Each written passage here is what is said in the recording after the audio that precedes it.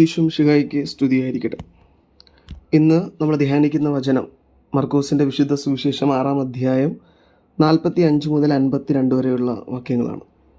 യേശുനാഥൻ കടലിനു മീതെ നടക്കുന്ന സംഭവത്തെക്കുറിച്ചാണ് മർക്കോസ് അപ്പോസ്തലൻ നമ്മളോട് വിവരിക്കുന്നത്. അപ്പോൾ ഇതിൻ്റെ സുവിശേഷം 5000 പേർക്ക് യേശുനാഥൻ ഭക്ഷണം നൽകിയതിന് ശേഷം ശിഷ്യന്മാരോട് മറുകരയിലേക്ക് പോകാൻ അവിടുന്ന് ആവശ്യപ്പെടുന്നു. അവിടുന്ന് തനിച്ചിരുന്ന് പ്രാർത്ഥിക്കുന്നു. ആ തനിച്ചിരുന്ന് പ്രാർത്ഥിക്കുന്ന കർത്താവ് ശിഷ്യന്മാരുടെ പ്രത്യേക അവസ്ഥ മനസ്സിലാക്കുകയാണ്. അവർ തുഴഞ്ഞ് അവശരായി അവരുടെ അവശതയൊക്കെ യേശുനാഥൻ മനസ്സിലാക്കുന്നുണ്ട്.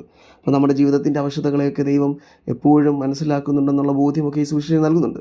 പക്ഷെ നമ്മളിന്ന് ധ്യാനിക്കുന്നത് ഒരു പ്രത്യേക വചനമാണ്. യേശുനാഥൻ അവരെ രക്ഷിക്കാനായി കടലിനു മീതെ നടക്കുകയാണ്.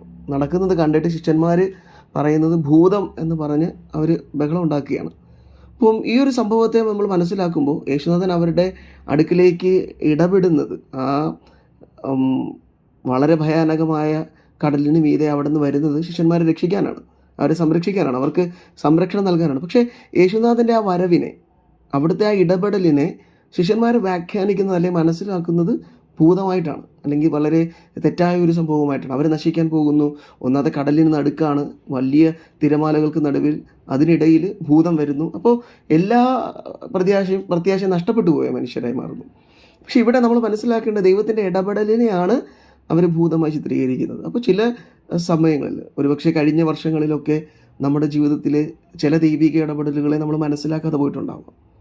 ചില ഇടപെടലുകളെ നമ്മൾ വലിയ തിന്മയായിട്ടൊക്കെ കരുതിയിട്ടുണ്ട്. പക്ഷെ അതൊക്കെ ദൈവം വലിയ നന്മയാക്കി പിന്നീട് മാറ്റിയതായി നമുക്ക് മനസ്സിലാക്കാൻ സാധിക്കുന്നുണ്ട്. അപ്പോൾ ഈ കാലഘട്ടത്തിലും ഈ പുതിയ വർഷത്തിലും ചില ഇടപെടലുകൾ ആദ്യമൊക്കെ നമുക്ക് സങ്കടകരമായിരിക്കാം, നമ്മുടെ പ്രത്യാശയൊക്കെ നഷ്ടപ്പെടുത്തുന്ന രീതിയിലായിരിക്കാം, നമ്മൾ ഒരുപാട് ദുഃഖത്തിലും ദുരിതത്തിലും ഒക്കെ ആയിരിക്കും. പക്ഷേ ദൈവം ഒരിക്കലും നമ്മളെ കൈവിടില്ല. അവിടുന്ന് നമ്മുടെ സഹനങ്ങളെയൊക്കെ കാണുന്നുണ്ട്.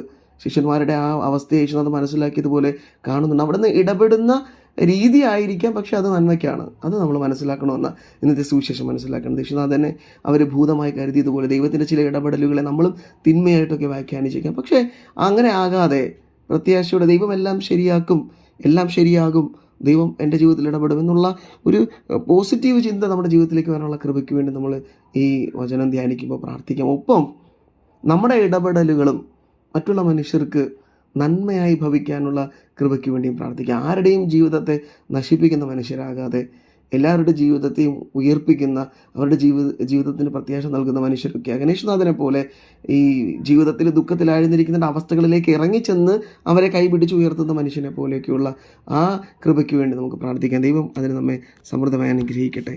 ആമേൻ.